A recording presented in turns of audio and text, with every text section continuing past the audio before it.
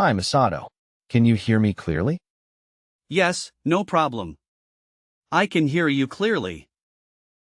Great. How are you doing today? I heard the temperature may go up as high as 30 degrees. It is the same here. It is very humid, and it already feels like June. The rainy season will probably start soon. This is our last lesson of the month. So how has everything been going? I have been using AI a lot. Actually, I am a paid member of 3 AI services, ChatGPT, Gemini, and Claude. Same here. I use all three too. How do you use them differently? Each one has its own strong points. Claude is good in terms of natural expressions. ChatGPT is becoming smarter these days, and Gemini is strong at analyzing voice and video. That is interesting. Do you mainly use AI for research, or do you also use it to create something? I use Gemini for deep research. When I want to collect a lot of information about one topic, it gathers information from many websites and news sources. What about creating applications or tools? At first, I often use Claude because it asks me many questions about the structure of the application. After that, I sometimes use Codex to fix or improve the tool. So Claude helps you get started, and Codex helps you refine the result. Exactly. Claude sometimes reaches the limit, but Codex can handle larger amounts of information. That is why I use both. Have you created any tools for your work? Yes. I have created several tools and macros. Some of them are related to Excel, so my colleagues can understand them more easily. But when I use other programming languages, the structure is harder for them to understand. Before you started using AI, if your daily workload was 10, what number would it be now? Maybe around 25.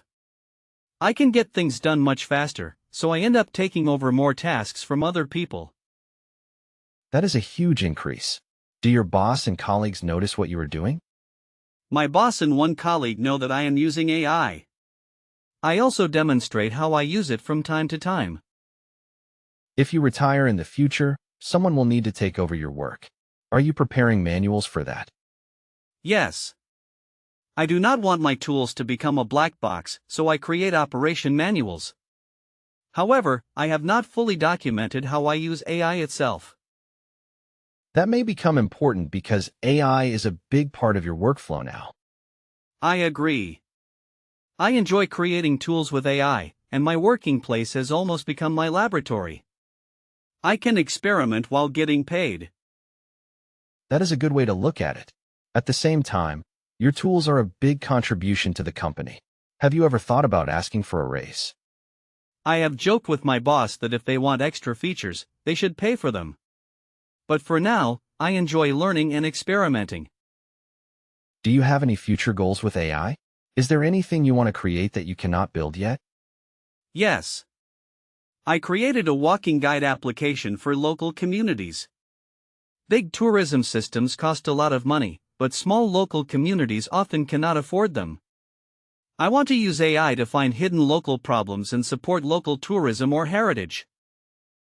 That is a meaningful direction. At the same time, translation technology is improving very quickly, so tour guides may also need to think about how to use AI instead of being replaced by it. Yes. The stage is becoming more difficult. AI is useful, but we also need to think about security, illegal use, and regulation. Exactly. We need to keep learning, keep experimenting, and think carefully about how to use AI responsibly.